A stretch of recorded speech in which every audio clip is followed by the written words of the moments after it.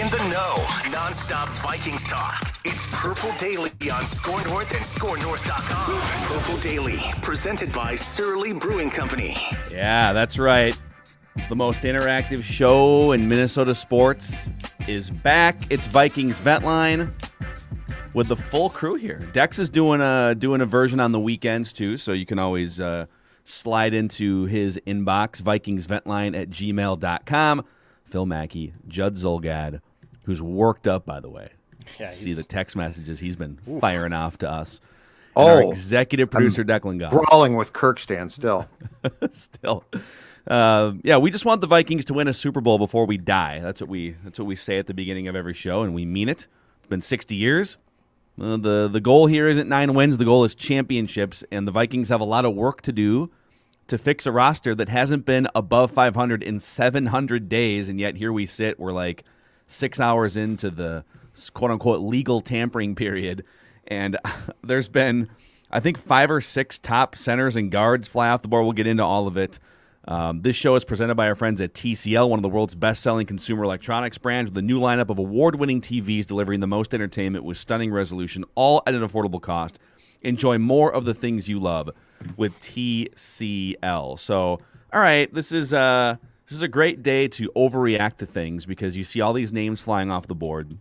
The Vikings need a center and a guard, unless you think Garrett Bradbury is, on the verge of a huge turnaround, and we don't know what Kwesi and Kevin O'Connell think about this team.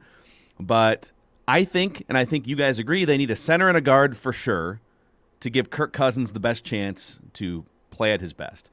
Brandon Scherf, gone to the Jaguars. So much for wanting to play close to home.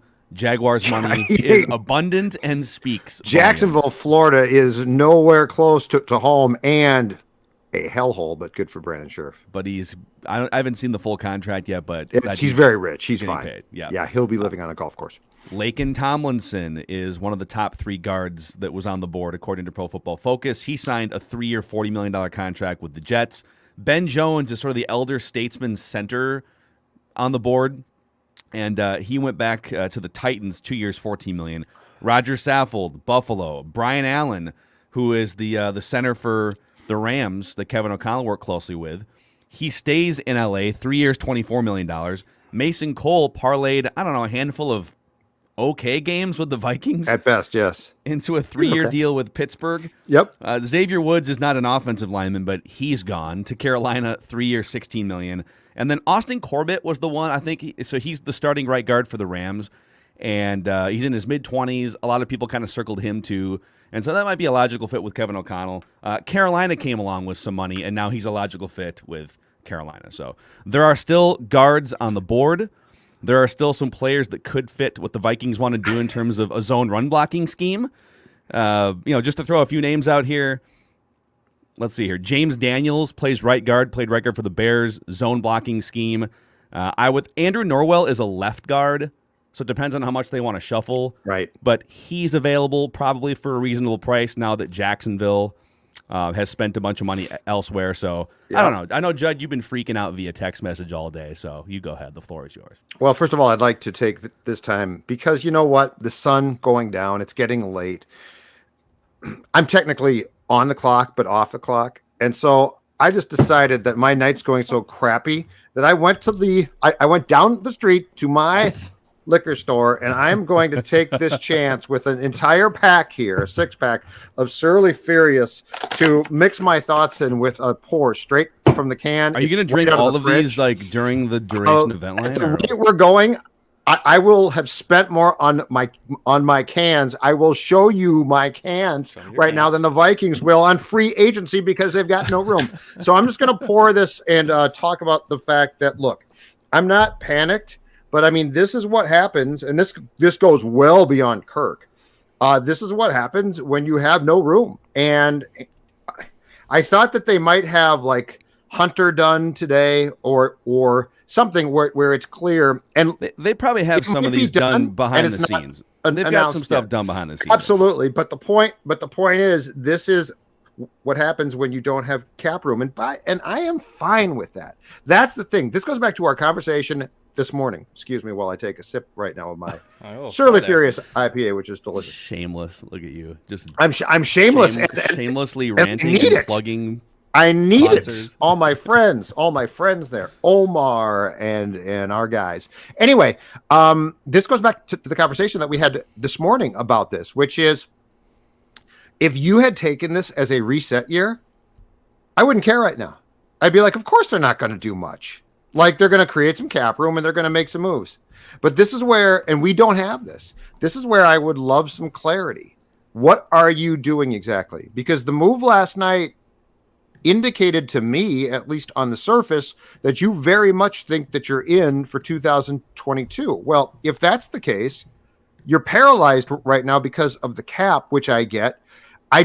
This to me seems to be what Rick tried to do, which is you try and build for the future while trying to win now. And I don't think that works. So this is where I don't get what the Vikings are doing currently and it might become clear. I don't know, but it is a question mark, Phil, as the list that you read off. We continue to get guards flying off the shelf. Kirk Cousins needs a big time line. Well, there's a few wild cards here, and we're just not. There's some things we aren't going to know until training camp starts, or I would say at least until like off-season camp start, maybe in May. We don't know what they think of Wyatt Davis. Now, in a perfect world, Wyatt Davis, who the last regime drafted in the 3rd round to maybe be a plug-and-play starter, right? Like there were some smart people that had him as a borderline first-round grade. Obviously, Mike Zimmer didn't quite see him as that because he basically shoved him off to the side for he had him as an 8th round grade. Mike Zimmer, who wasn't making eye contact with anyone the last 6 months. Yep. So, like, if they think Wyatt Davis can jump in and just compete for a right guard spot out of the gate, then it would explain, then they're not going to be active, with even if they and by the way, there are plenty of easy paths to get like $25 or $30 million under the salary cap. And I'm sure they have plan A, B, C lined up right now involving Danielle Hunter there, involving Adam Thielen there. There's some simple restructures they can do. So getting under the cap is not a problem. Mm-hmm. But I think the question is, as you get under the cap, there's teams like the Jaguars and Jets that just throw ridiculous money at players that you might be interested in. But the good news is to upgrade over Oli Udoh and Garrett Bradbury doesn't take that much. Like, you don't need Brandon Scherf to upgrade over Oli Udoh. You might just need a league average guard, and all of a sudden now, it's better than what Kirk had in front of him the last couple of seasons.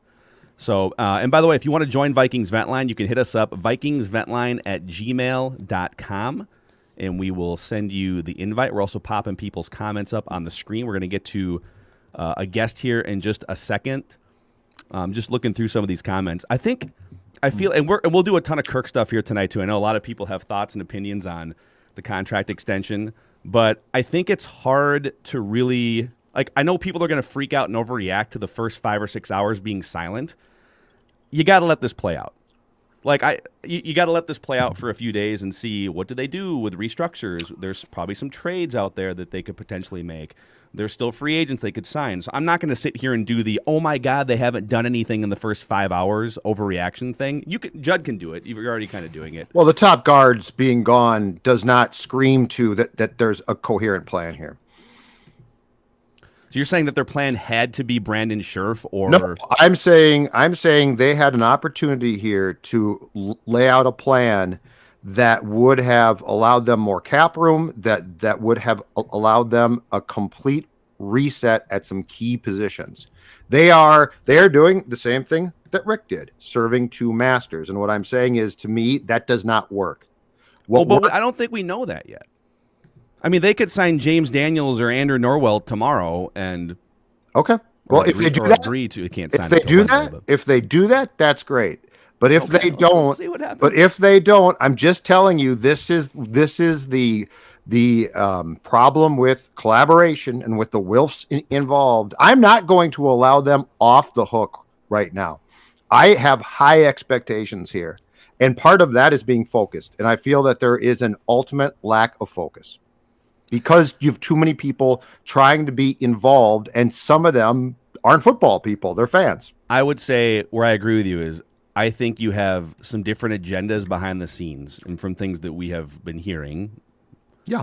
The Wilfs really want to keep pushing, and they even said this in their initial, press release when they fired Rick Spielman and Mike Zimmer. Right. They really want to keep pushing, and I'm not saying that Kwesi wants to strip it down and tank, but I think you enter that job and you're looking at the salary cap situation, and whatever you think of Kirk, 34-year-old quarterback that has one playoff win, and it's a good time. And by the way, 9 or 10 quarterback needy teams that are willing to at least engage in trade discussions. It was just a really easy, no pressure time to take a step back and reset, and they chose the opposite. Right, which is why I now need to see them build an offensive line in front of him that's absolutely outstanding. Yeah, because he needs that, and that's fine. Just pick your path.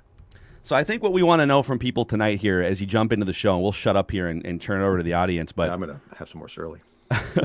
We want to know, A, what did you think of the contract extension that the Vikings and Kirk Cousins agreed to? And B, what do you think the expectation should be now that they have locked into 2 more years of Kirk Cousins in 2022 and 2023? Phil Mackey, Judd Zolgad, executive producer Declan Goff. This is Vikings Vent Line, part of the Purple Daily umbrella of Daily Vikings Entertainment.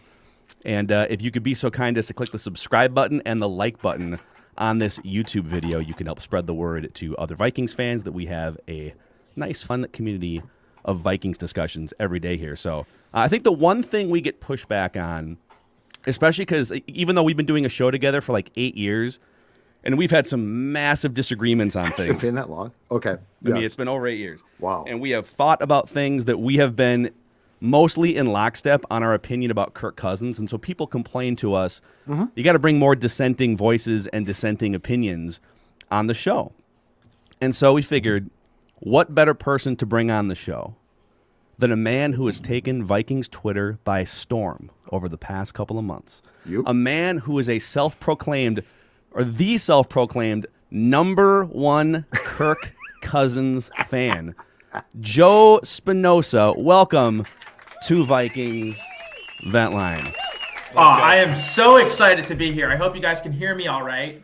We can hear you, and to confirm and listen, we don't program our show just for Vikings Twitter, but for the people on Vikings Twitter that said, that's not a real person, that's some sort of a Vikings Twitter bot sent to just antagonize the anti-Cousins. This is a real person right here, folks. Joe Spinosa, the #1 Kirk Cousins fan. I decided to wear a nice shirt for you guys, but I have right here, there you go, my Kirk jersey. I have a Washington one. I have 2 Washington ones upstairs. So yes. Oh my God, dude. So you have more Washington Kirk jerseys in your office than Kevin O'Connell does. We can confirm O'Connell has one signed one, at least, in a frame. Framed, yeah, it's very nice. I don't have that kind of money, so we'll see. Hopefully I'll get one of these days. So, all right, so for people that don't know, so Joe and I, and I'm sure Joe and Judd, have been sparring on Twitter over the past, 2, 3, 4 months.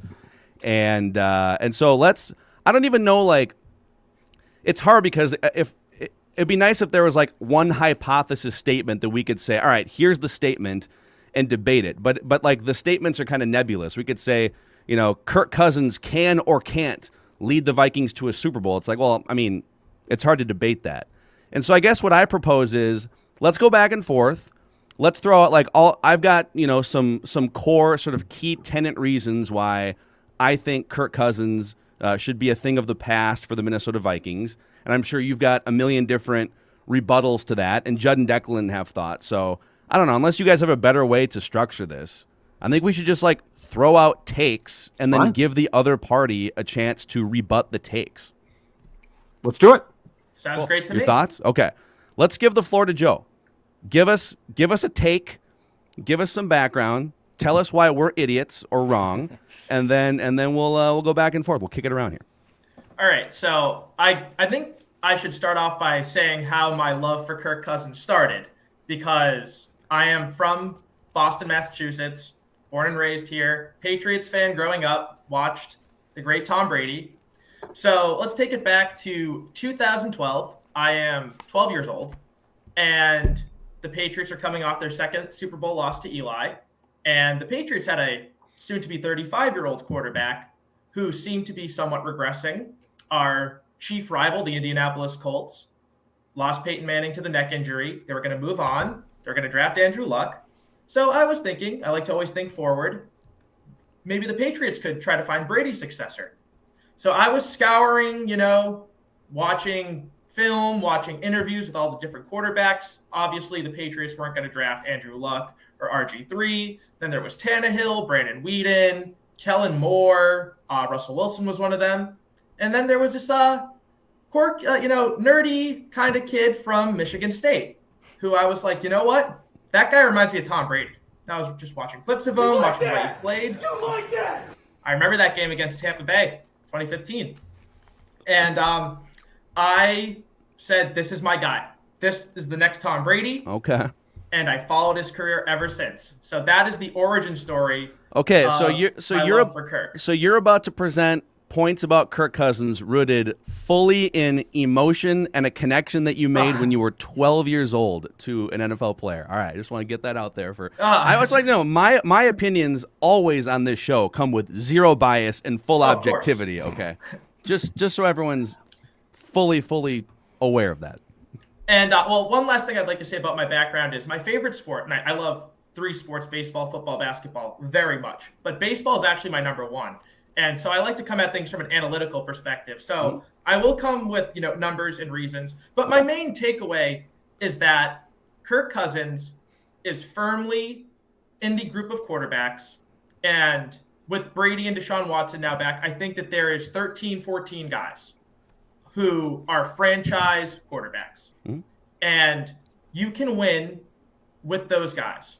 And coming from an analytical perspective, because the NFL obviously has a salary cap, which can be manipulated.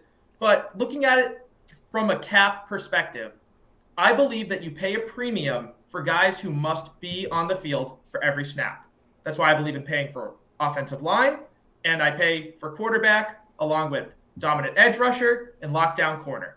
Those are the areas where I pay a premium because those guys have to be on the field, and you cannot manipulate your scheme in different situations to have them come on and off the field the way you can with running backs or secondary players or even linebackers. So that is why, from just a purely, detached perspective, paying Kirk Cousins to be your quarterback is a very rational and, reasonable position, whether or not you're as high on Kirk. And, I don't think Kirk is the best quarterback in football. With Brady back and Deshaun Watson there, I have Kirk at 7 or 8. Okay, that's Kirk at 7 or 8. I was going to say, high, but it's not ridiculous. Well, it's funny because one of the first things you said was you said there's like 13, 14, 15 franchise quarterbacks, and the funny thing is, for as much as the Kirk Crusaders and the Kirk haters go at each other, most people think, and I think you're on the high end, most people think he's between like 10 and 14. You're a Kirk extremist, and so you've got him like 7th. There's some people that I think are out of their minds the other way that have him like 18th or 21st. But we can all agree that there's like 14 or 15 guys that you can trust to lead your team competently. They're going to get out there and they're going to know what they're doing. And he's definitely in that group. Judd, go ahead. So, Joe, what has kept you going back, though? Because, 2012, you're 12. This is what, 9 years after that. like you've seen him play a ton then. So I guess I'd like to know, I should say, is what has kept you loyal to a guy who puts up, I mean, he does put up good stats, but the lack of success in key games is startling. So I'd be curious, like, because at some point in time, I come off of guys or I start to like them more, but that's a huge sample size to stick with the guy who has not even sniffed a Super Bowl in his career. So what's the answer to that one?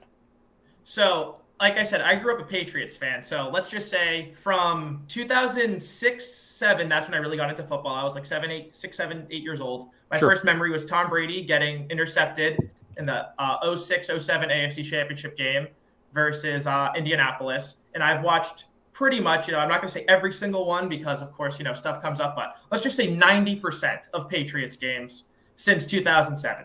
Okay. And I've also watched every Kirk Cousins game since 2014 was when he became like a part-time starter, and then 2015 is when he took over. Okay, so hold on. How many Kirk Cousins games have you watched back, like either in full slow motion or all 22 cam? Like how full slow motion?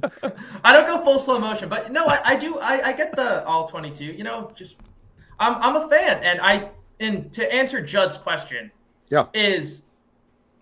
and I will say that I will be critical of Kirk, and I've written for various like Boston blogs when I was in high school, early in college, and I actually did somewhat by my standards blast him after Week 17 versus Chicago. So I am not completely blind to bad Kirk, but what kept me watching Kirk is the fact that I really don't think in my lifetime that you can pick, 5 even. Well, actually now, going back then, I would say 5. Now with Allen and Mahomes, there's a lot of great guys entering the league. But let's just say at the point, 3-4 years ago, or now, let's say 8 guys who you could say replace Kirk and your team is definitively going to be better. And I love the way he plays. He does remind me a lot of Brady. And even bad Kirk is similar to Brady. And tell me if you agree with this, because I think that a knock on Kirk from a fan perspective is that when he's bad, he is so unesthetically pleasing to watch because it's not even running around in excitement. It's not even taking a chance. It is just dump off and sack. And it's very boring to watch. It could be 60 minutes of watching paint dry. And I can get how that's infuriating for fans. But what's kept me is he has had a problem with sacks and fumbles. Those have drastically reduced despite a bad line. And he is always taking a step forward. And I could see him being at this level or even better with this coach for another 5 to 7 years. So, Joe, can I give you a snapshot of the difference between Tom and Kirk? Because I love Tom. Like Tom might be a bad guy. He might be a great guy. I don't know, but I love him. I mean, the difference, in my opinion, in covering Kirk and having been around Kirk and watching Tom, I've never covered Tom, is this. And I've said this on both shows before, and to me, it's what defines greatness, especially in quarterbacks. Tom Brady, when adversity hits, absolutely takes off and thrives. He gets a look. He starts to play with an edge. I can't describe it, but it's an intangible that I can see, and I love it. Like things go wrong, and he's just like, okay, here's what I'm going to do. He leads. Snapshot, okay? Kirk's game against the 49ers last year. He threw that pick.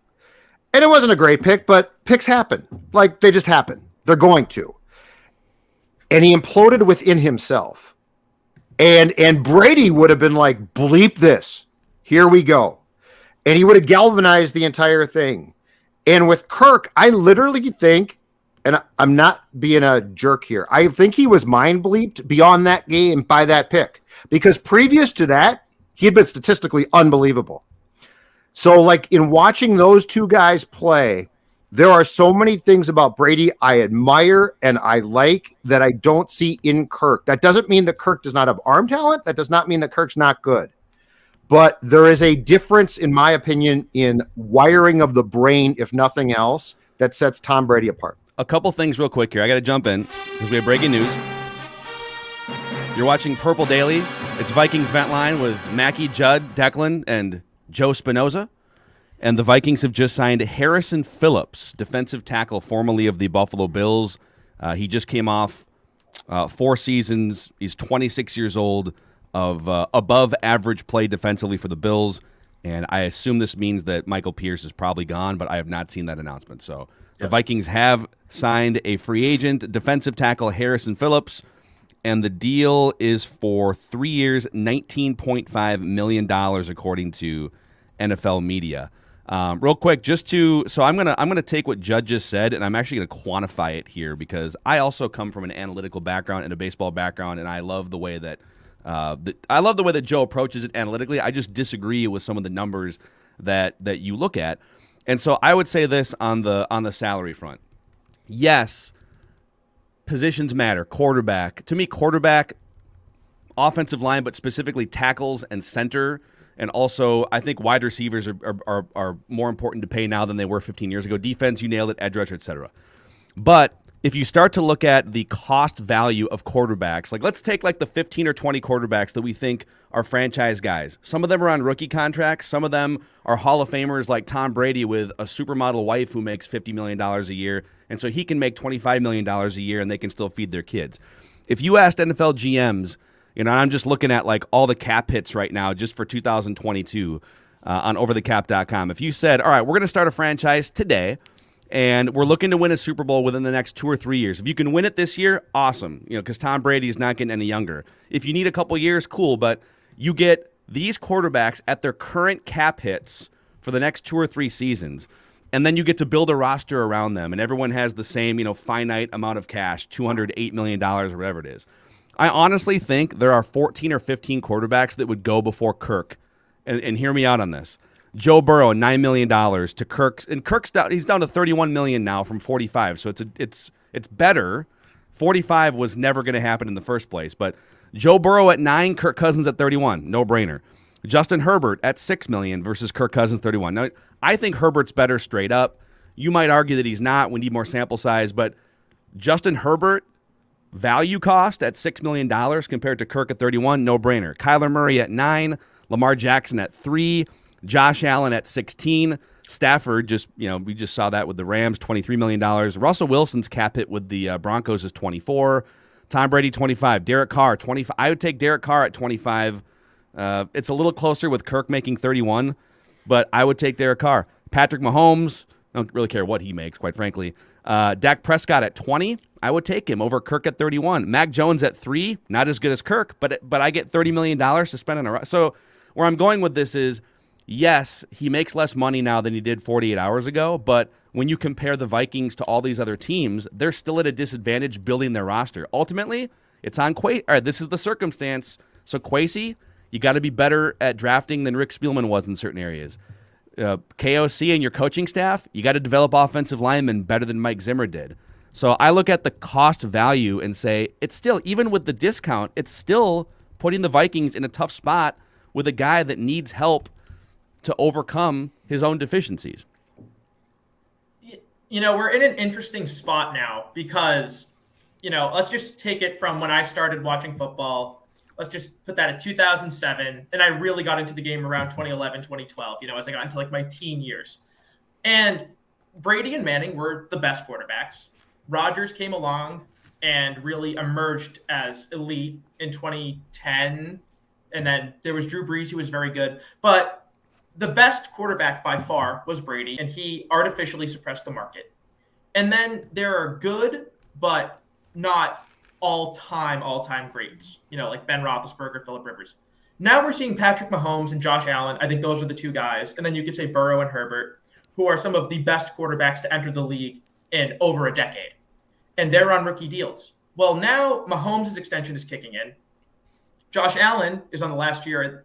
This is his 5th-year option. Mm-hmm. He is going to sign a massive deal. Same with Deshaun Watson. So when you take a snapshot right now, today is March 14th, 2022.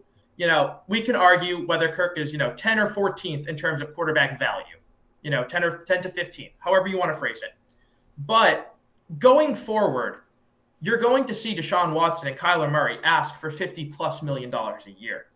it's going to get ridiculous. And that's why, and I did a little bit of research before this. I just looked at first-round quarterbacks since 2010, and there are 33 guys, not including Jordan Love, because we don't know what he is. And I didn't do 2021. So 2010 to 2020. Out of the 33 guys, 5 guys are home runs. The guys I mentioned, all-time Hall of Fame slam dunks, probably, as good or better than Kirk day one. Then you have 5 guys who you can play, and they might not be quite as good as Kirk, but you can get good production out of them, and they're on a rookie deal. And then you get about 10 guys who I put in the meh category, and I was pretty nice on that. That's like Jared Goff and Baker Mayfield. I put as meh. So I wasn't, grading them very hard. Yeah. And that was 9 guys, and then you had 14 abject busts. So you have a 15% chance of hitting a home run, a 15% chance of, getting on base, and then, the rest is a crapshoot. Mm-hmm. So do you want to take that risk? And that's why, I trust this new regime to not spend $30 million on 2 defensive tackles.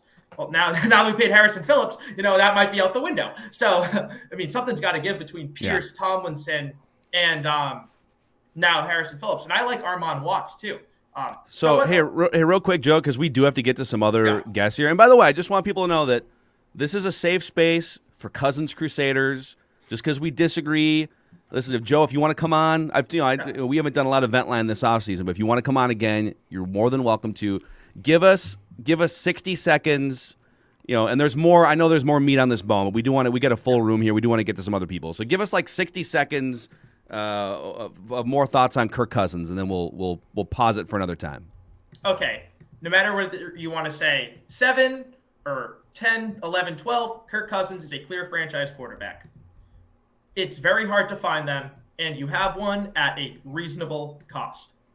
The team is not drafted particularly well outside of Justin Jefferson in early rounds. You whiff on 2 draft picks. The offensive line isn't great, and I think that you have to make hard decisions on guys like Dalvin Cook, Eric Kendricks, Anthony Barr, guys, Vikings fans love, but you have to build a team around him. And Kirk Cousins, disappointed in 2018, but 2019 to 2021, he has helped the Vikings to achieve whatever they could have. And I think that with one more offensive lineman and a couple guys in the secondary and value signings, the Vikings can compete for a Super Bowl. And as long as you get in the round of 8, you got a chance. And I think that that's a reasonable expectation. Joe Spinosa, the number 1 Kirk Cousins fan in the United States of America. All right, Joe. You got next time you have to actually wear. You have to wear one of the jerseys and then hold the other one up. Maybe you can get like a split Washington and Vikings combo there. But all right, Joe, we'll do it again. Thanks so much for having me, guys. I appreciate it. Hell yeah, Joe Spinosa.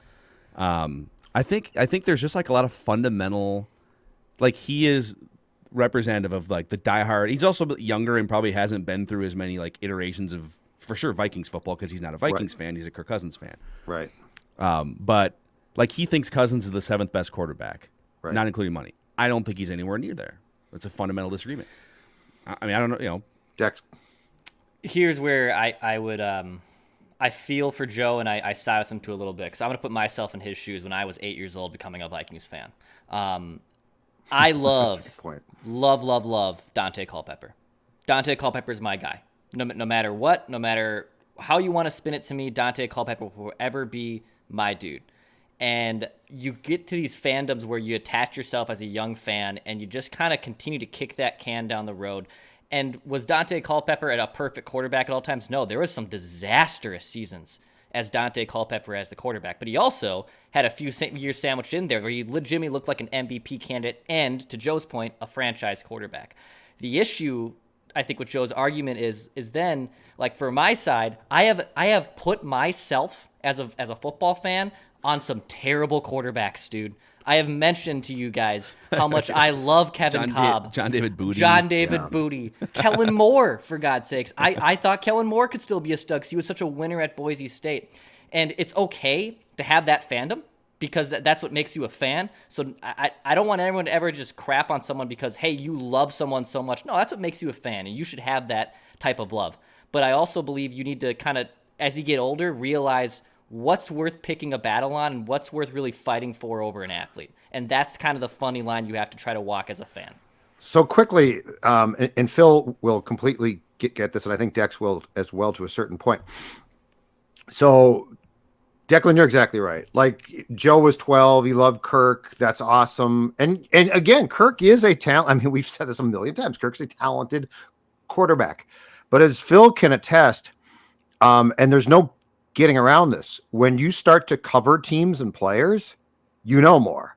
That doesn't make you like smarter, but it means that like Kirk, like I can't tell you articulate this enough. When it comes to mental wiring, Kirk Cousins and Brady have nothing in common. Yeah. But I'm saying, but I'm not trying to put Joe. Joe did a good job, and Joe remembers being a fan of Ty Cobb. That's good. That's awesome. Cody, I remember. Cody, I love you. That's funny. That's good. But come anyway, on, Sam, come on to the ballpark. There, Ty Cobb, step on the plate. it's Georgia Page. He's got Spike Thomas Wagner at second base. But anyway, so and Joe did a great job. He did a great job of basically laying out his case. I appreciate that. But again, Tom Brady looks at adversity and laughs and eats it for breakfast, lunch, and dinner. And then Kirk looks at it. Yeah, he does. He say, but he does. And then caresses it. But I mean, how do you explain that? Like, that's true. And Phil, you saw guys that were the same way. Yeah. Like, a lot of this depends on how it's not just your talent, it's how you process things. I grew up a Tarkington fan. I love Tark. To this day, I love Tark. Carew. I love Carew. If I had covered them, I guarantee you 1,000% my view on them would be different. Yeah. So, but Joe did a good job, and I appreciate that, and I'm glad, to Phil's point, that this can be a place where we can have intelligent conversations, because that place is clearly not Twitter, and that's okay too. I think, I hope that's the main takeaway here is we're not, sometimes people accuse us of like, no, you're right. You guys agree on this, and you're not willing to have a dissenting voice on it. I don't know. Have we ever once like screened someone for a dissenting opinion ever on that? No, it's just, I'm glad Joe came on, and we'll get Joe on again sometime. I've got a bunch of follow-up thoughts to that, but we have so much time. We can do that tomorrow later on the show here. Let's just buzz through. Looks like Ben in Florida is next out of the gate here. Nice. Yeah. One of the OGs of Vikings Vent Line. Ben, good to see you. The two main questions here are, how do you feel about the Kirk Cousins extension through 2023, and what should the expectation be, and anything else you want to chime in? Well, first of all, I'm really glad Joe is a real person, because I was concerned that I was arguing with a Twitter bot, which makes me feel really silly. That was an actual case. So I'm really glad you brought Joe on the show. It's always nice to get some different opinions. The extension, I don't necessarily have an issue with it. I have an issue with the no trade clause. I think that is just we're just going to lock ourselves in for 2 more years. Like, you don't have to do that. Like, if you wanted to lower his cap hit for this year, I get it. If you're not sold on this quarterback class, I get it. But the no trade clause to me is, kind of the head scratcher in all of this. And my expectations are he has to win a Super Bowl. He has to win this year. I don't want to hear any more argument about the stats. He did this, he did that.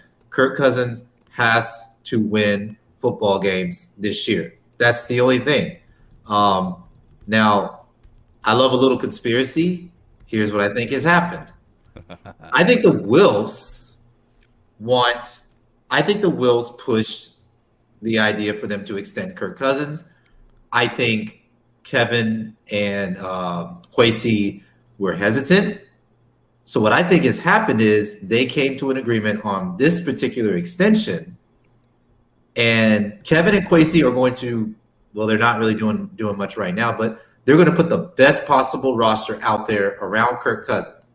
And if he falls flat on his face, I think Kwesi and Kevin will go to the Wilfs and say, see, this guy can't get it done.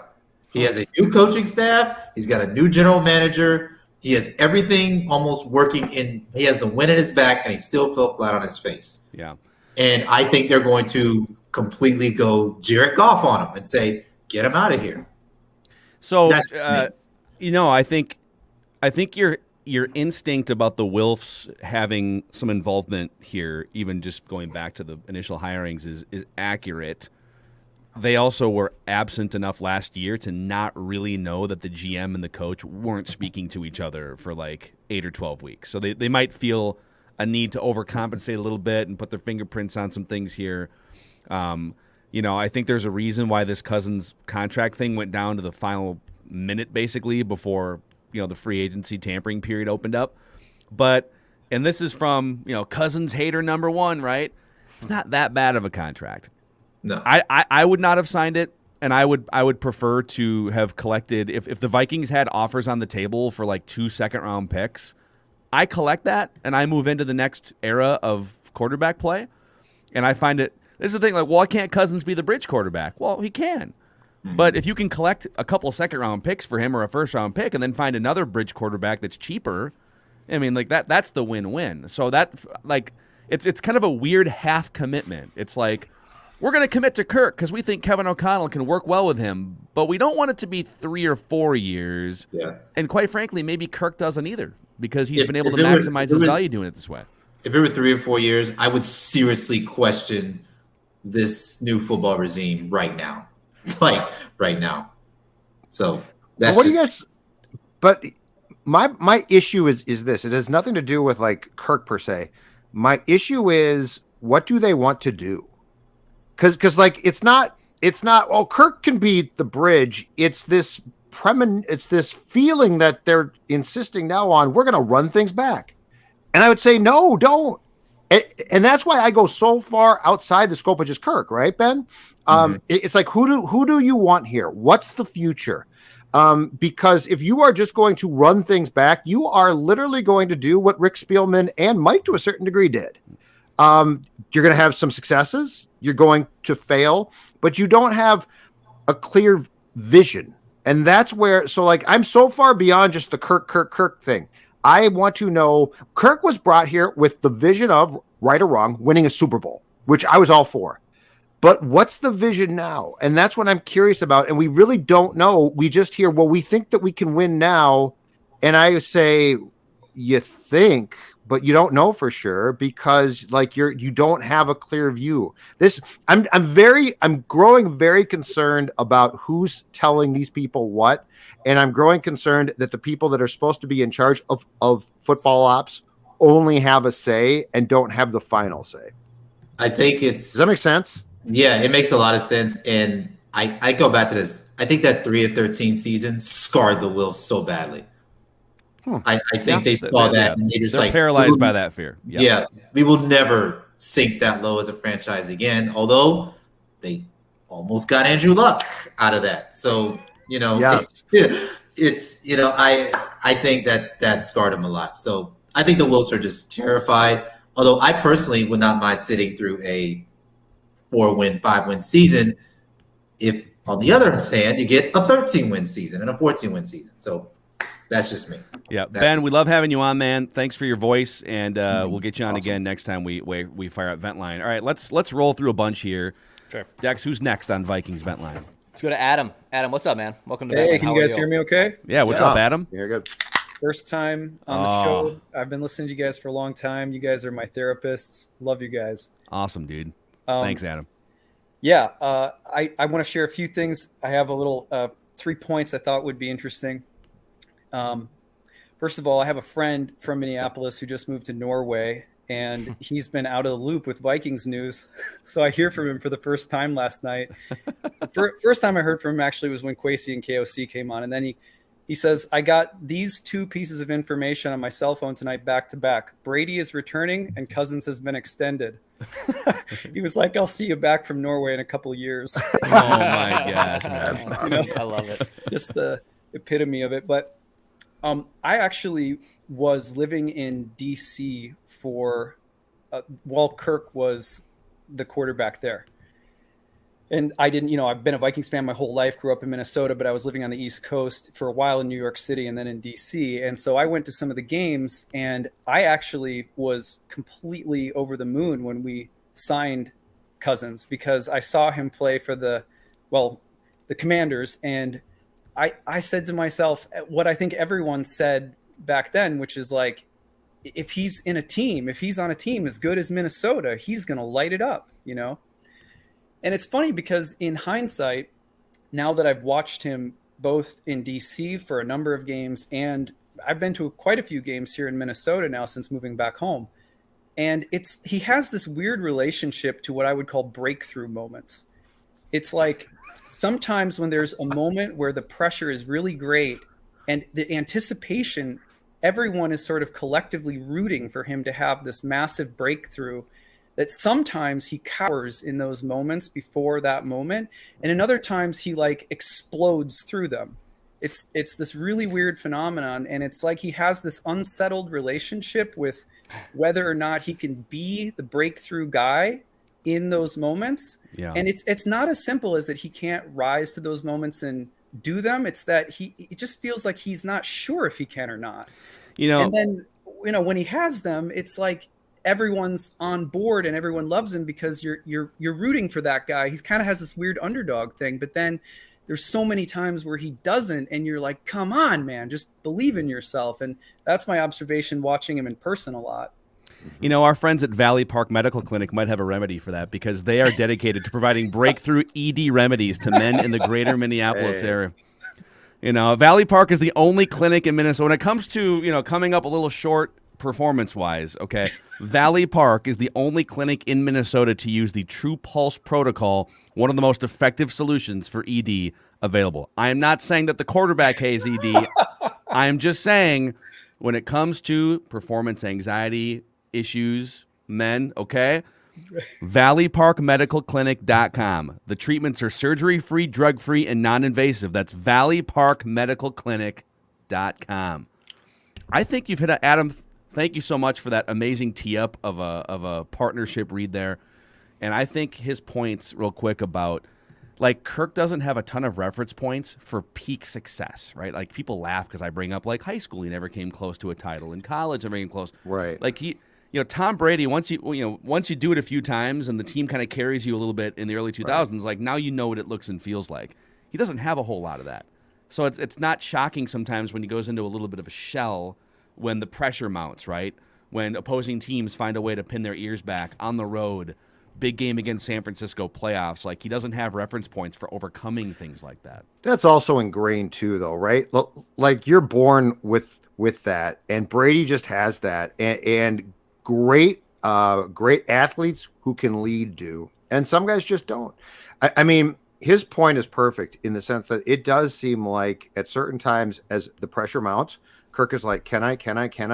And the San Francisco game, I'll go back to, was a perfect example. Before that, statistically, he had thrown what, Phil, 2 picks all year, some ridiculously low amount. And that was a bad pick, but, again, it's going to happen. It's a long year. Yeah. And it paralyzed him. And he actually grew like, oh, my God. And you could see it into the next game. And that's where I don't think that there's a reference point there that would change that. I just think that's Kirk. Because if you had Kirk's talent and you put Brady's head on Kirk, you'd be phenomenal. And that's the thing is, people don't understand that as a arm talent, we think Kirk's fantastic. Some updates here on the Vikings' activity or lack thereof. So they did sign one of the better, not tier 1, but Harrison Phillips is one of the better interior defensive linemen available in free agency. He's 26 years old, coming from the Buffalo Bills. Be mad. He was ranked as the 15th out of 110 interior defensive linemen according to Pro Football Focus last year. So, nice little season. Vikings signed him 3 years, about $19 million. And according to our friend Darren Doogie Wolfson, the Vikings did make a push for Austin Corbett, who's one of the better guards on the market, but they couldn't quite match the 3 years and almost $30 million that the Panthers gave him, because and that's what you said. They don't have cap space. 2 weeks ago. So. But that's what you said, is you can create cap space, but so can everybody. And a lot of teams started this process with more, and that's part of the problem. Yep. All right, who's next? Vikings Vent Line. Please click subscribe and the like button if you're hanging out with us here. Dex, who do we got? Let's go to Evan. Evan, what's up, dude? Not too much, guys. How are you? What's going on, man? Cheers.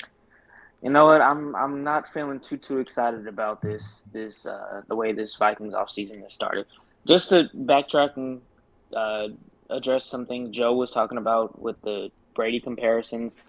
I think Judd hit it on the head. They're wired completely differently, but Brady is light years above him on the field play as well. When it comes to pocket presence, he has some of the best pocket feet in the league. He doesn't scramble out of the pocket, but he just steps left, takes one step up, shoulder fake. It's little things like that that buy him an extra half second, 2.5 seconds in the pocket. Makes light years of difference. Yeah. And there's a series on Twitter I saw earlier where Brady was going into a play action and literally whispering the coverage into Leonard Fournette's ears before he went out for an option route. So he would hike the ball, tuck it into Leonard Fournette's hands and say, cover 2, cover 3. So pre-snap, before their secondary has even rotated, he already knows the coverage. So that comparison was nonsense. But good thing you guys had him on because I didn't think he was real either. Like the breaking news tonight is forget about like the defensive. The breaking news is like, oh my God, Joe Spinosa is a real human. Joe kind of looks like his picture a little bit too. He does. And Joe is the first guy to appear on our show. Better hair than Declan. Whoa. Oh, those are fighting words, dude. That is not okay. Words, dude. Phil. Joe had the hockey flow, man. Had the hockey flow going. You got good hair, dude. Don't get me wrong, but Joe had the flow. That was really good hair. Yeah, it's pretty. I think he had a special. Oh, he's gone. His judge just gone. I think Joe had a special prep for the show that Declan didn't have for today. So good. But yeah, I think when it comes to the Kirk contract itself, I'm really disappointed in the no trade clause because I do feel like the Wolves have their hand in on this extension, and they really forced Kwesi's decision on that. And the fact that they don't really have like an ejector seat button into this contract, because I don't see this season coming up being super successful. There's just not. They're too dependent on what they're going to do in the draft, and I don't think there's enough left in free agency to put this roster over the top with all the holes in it. So yeah. I'm not feeling super confident. Evan, thanks for coming on, man. Appreciate your takes. Let's keep rolling here. Vikings vent line. Vikings vent line. Yeah, you are. Yeah, What's you are. going on? You're on now. What up, guys? What's going on? What's your take on life with Kirk Cousins? Life without guards. I'm done. I can't do this anymore. I've dealt with Cousins for 4 years. 4 years I've dealt with it. I'm done with him. You seem emotional. Yeah. Yes. You all right? Yeah, because I've seen Blair Walsh miss the kick. I've seen Favre throw the pick. The Vikings going downhill in the Philly game after the emotional win against. How about 98? Too young for that? I was too young for that. I was born. Well, then you got nothing on us. It's kind of amazing, man. There's a lot of like my generation grew up like 98 was the big heartbreak, and then there was people older than me that were Darren like, Nelson. "Oh, you haven't been through anything. I went through 4 Super Bowls." And now you got the Gen Zers who are like, "I saw Blair Walsh miss a kick," and our generation's like, "Let me tell you what I've seen." Yep. So you're out? You're just done? I want to get these 2 years out of with Kirk and just move on. I need a new quarterback in here. All right. Well, by the way, and Trevor, thanks for coming on, man. Appreciate it. This contract doesn't prevent them. This is where it's like, it's not what I would have done, but it doesn't prevent them from drafting a quarterback in 2023. Now, does it prevent them because they didn't trade him from having more draft capital to maneuver in 2023? Yes. Mm-hmm. And that's part of the reason why I don't like it. But they could draft a quarterback in the quarterback-heavy 2023 draft. Absolutely. There's nothing preventing them from doing that. And then that guy sits behind Kirk for a minute, and then you say goodbye. So, I mean, that's, I guess, my silver lining with. I don't agree. I don't necessarily agree with what I've seen so far of what they're doing. But to be very clear, I am all in for watching it. You ambulance chaser. Well, but seriously, but the Vikings are never boring. My hair, you know what? I will. Chasing. It's true, but I will give the Vikings this: they're never boring. Yeah. No. All right. Vent line's never boring. Let's keep rolling here. Go to Peter. Peter, what's up, man? Welcome to Vent Line. How are you? Here's my chart for Joe. Let's pop this up here. Super Bowls 0, playoffs wins 1, NFC North titles 0. Okay, now do Brady. That's about how I feel. It's as simple as that. You play to win the game. You don't play to get a bunch of stats. You don't play to like feel good about the nice guy, who's never met a 3-yard check down on 3 and 8 that he didn't like. It's like, I love the Kevin O'Connell. The idea of Kevin O'Connell could be awesome. But at the end of the day, Kirk Cousins won't throw the ball unless it's wide open, right? Like Case Keenum was like, had the biggest lucky horseshoe up, that whole season. But that dude just chucked it around, like had no fear. He scrambled too. Cousins is just afraid of life, of being wrong, and then he gets paid all the time. I mean, he did secretly film somebody in a hotel lobby tonight and put the video on his Twitter account. So like he's getting a little bit more dangerous, I think, in life. Sorry. It's like it's LFG. It stands for something. It ain't frickin'. So great. Print the shirts. They did it for whatever.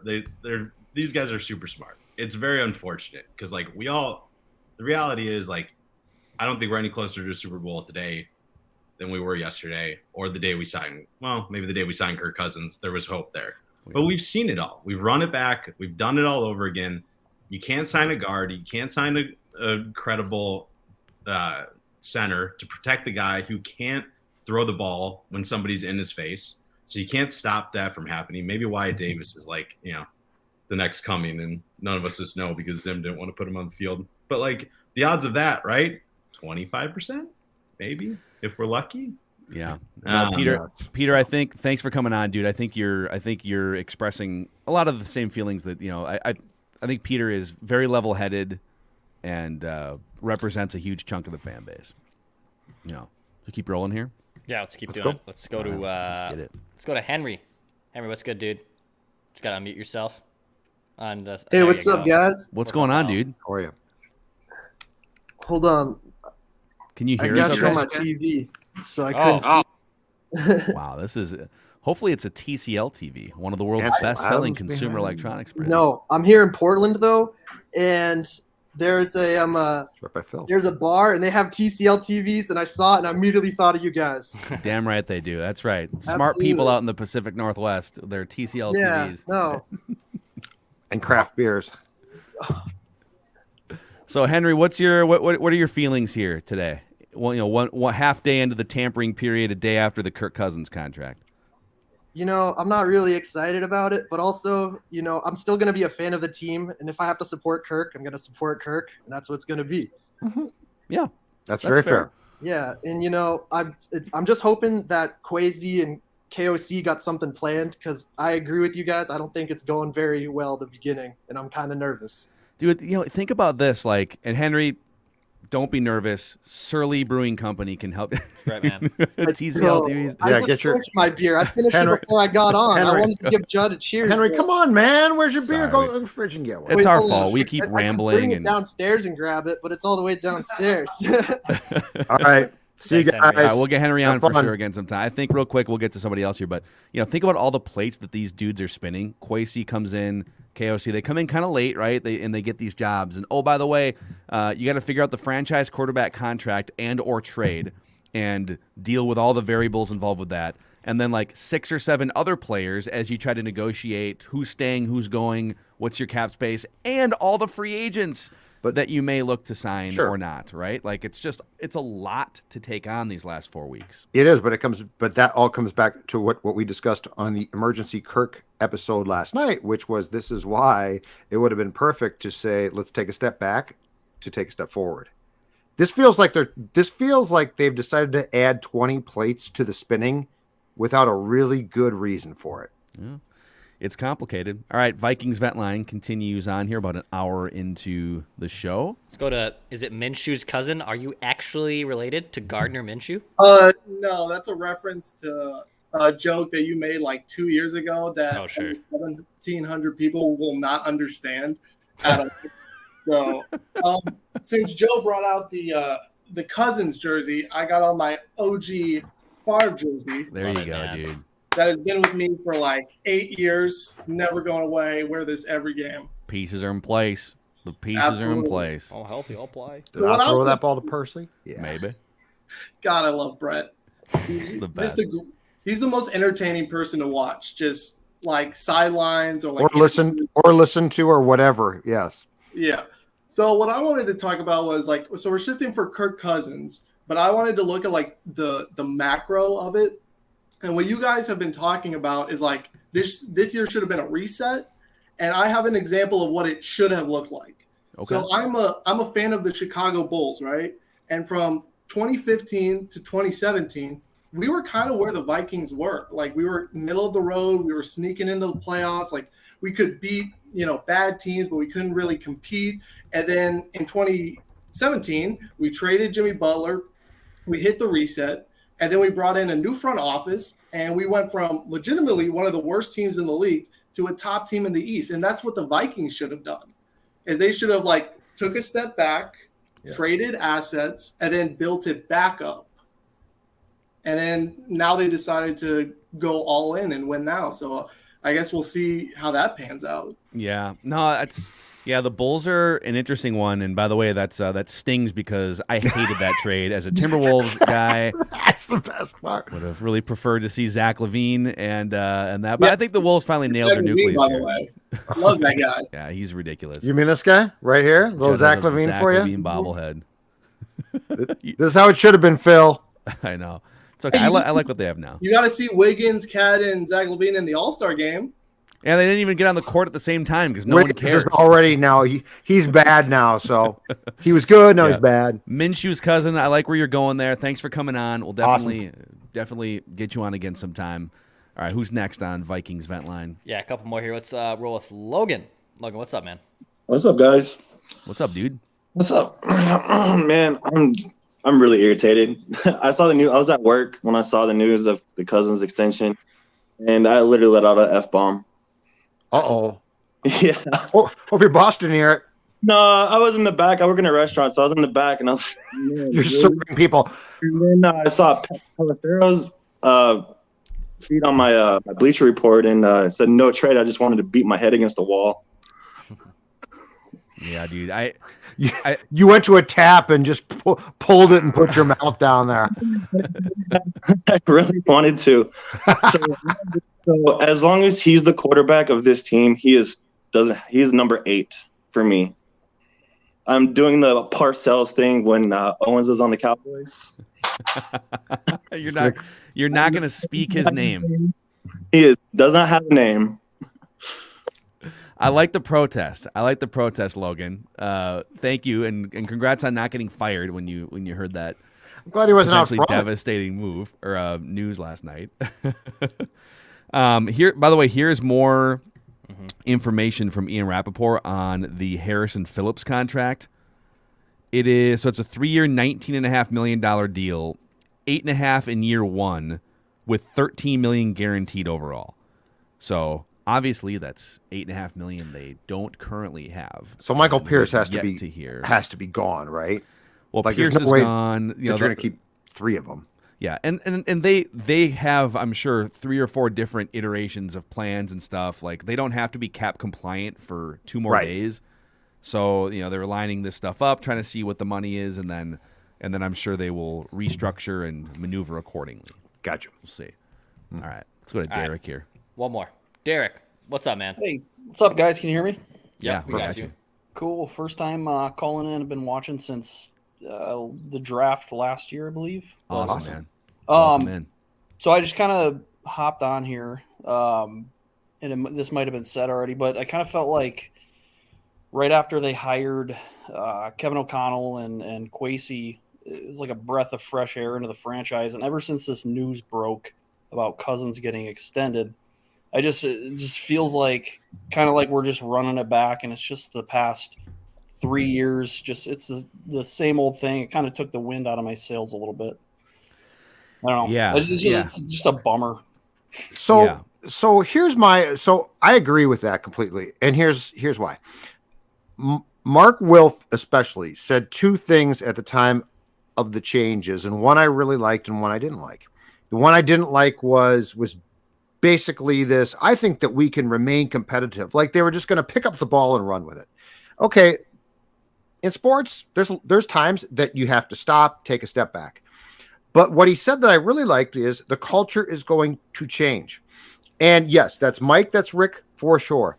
But there is nothing more important in altering a culture than what goes on in one room in your building, and that is the locker room. That is the most important place. So like I can change the cafeteria culture. I can change the hallway culture. But that room, that locker room is where you, to use your phrase, get a breath of fresh air. And this team, it didn't take a genius to watch it and say they've sort of just hit a wall. Like we could argue about why, but they've hit a wall. The culture change thing I really liked, and it's cliched, but I don't care. And that's where I don't like this whole thing about we're going to change, Zim's gone. It changes the culture. No, that involves players too. And sometimes it's not even their fault, but there is a breath of fresh air when you bring in new players. But their gamble is Mike Zimmer by the end, whether it was all his fault or not, he was such a toxic figure behind the scenes. Toxic enough where guys like Eric Kendricks were coming out the next day and referring to the previous culture set by Mike Zimmer as a culture of fear, right? A fear-based culture. Yep. And so I wouldn't underestimate even, again, do I advocate running it back with the same locker room? Not at all. I just want to be clear. But I wouldn't underestimate bringing in a new, more player-centric and modern coach and the amount of work that he can probably do to bring guys together and to just get guys. Like the Vikings look like, and this sounds stupid, but like it matters. They look like a miserable, joyless team last year. Mm-hmm. They didn't look like they were having fun. Mm-hmm. And if Kevin O'Connell can change some of that, then I think it's a big deal. Sorry, Derek, go ahead. Remember in 2017, that was one of the more likable teams that the Vikings have had in I'm 30. Zimmer was a part of that. I feel like I just wonder how much, everybody kind of dumped on Zimmer at the end, but I wonder how much he just couldn't stand that they signed Kirk, and it just changed his overall thinking and just, brought him down to a place where he was just grouchy about it for, 4 years basically. Mm-hmm. I mean, they were a super likable, good team before Kirk Cousins arrived. 17 was fantastic. You're exactly right about that. That was a very likable collection of people. How unlikable would this team be without Justin Jefferson? They took on the personality of Kirk Cousins. It's just he's just a blah it's a good guy. observation, man. Yep. No, Derek, thanks for coming on, man. Some good observations, and we're here as therapists. He's right for you guys. He's exactly right. That's a really good on point. Nothing else as of right now. It's possible there may be some more signings tonight, and if there are, we will definitely hit them in the morning on Purple Daily. But any quick, just we're sort of in the middle of all this here, so it's hard to have, for me anyways, to have like a super pointed take on their free agency progress because they haven't, it's not over yet. But. I don't have a take. I have an observation though, and that is again that our viewers, listeners are fantastic. Like, I love the fact that we bring on, because as a guy that took phone calls, and Phil, you did too, you got a lot of different phone calls, a lot of different viewpoints. Some of them were good, some of them weren't. I feel like the reception was always garbage, but yeah. And I feel like, as a credit to the people that consume our show, I feel like consistently when we do this, we get great opinions and takes, and we don't agree, but who cares? What we do have is a very smart group, and in sports, I appreciate that a lot. Yeah, no, this is it's been a blast, man. You guys just helped us get to 39,000 combined YouTube subscribers between the Purple Daily and Score North channel, so thank you.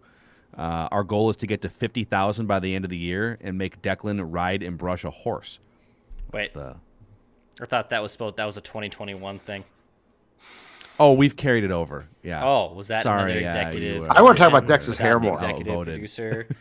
Crap on Declan's hair. What else? You have to spoon with a horse. Much like Cousins, I said you have great hair. I just said Joe Spinosa had really good hair.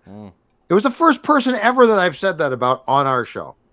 You have great hair, dude. You're like Cousins. You got great skills. I feel like Declan feels personally attacked by that. You know what? And he has not bounced back yet. You know what? Judd has offended me before and even like thrown his displeasures towards me as a coworker, as a friend. That's up there. That might be like the most. I'm sorry. I'd like to apologize, to and I would like to remember everybody out there. I'd like to tell them Surly Furious IPA is where it's at. Also, we should probably shout out that Scott Hall is a legend. Rest in peace. If you are a 90s or 2000s wrestling fan, he's young. Razor Ramon. Yeah, he lived a hard life, but he's one of the greatest wrestlers of all time. A staple of my childhood. If you get a chance, Judd, if you get a couple more Surleys in you, go watch the WrestleMania 10 Revolutionary ladder match between Razor Ramon, Scott Hall. I'm sorry to hear that. Shawn Michaels. You want to talk? All right, you want to talk about good hair? Razor Ramon, Mount Rushmore of great hair, dude. The curl that comes down. He put toothpicks on the map too. Yeah. So if you want bad hair, just look up here. That's right. That's some bad hair. If you want no hair, who's got 2 thumbs and no hair? Although I shaved it by choice. But it looks good on you, so thank you. All right, that's a wrap on this episode of Vikings Vent Line. We'll be back. We got you covered all week. Regular episodes every day and emergency episodes when necessary. Phil, Judd, Declan. See you guys.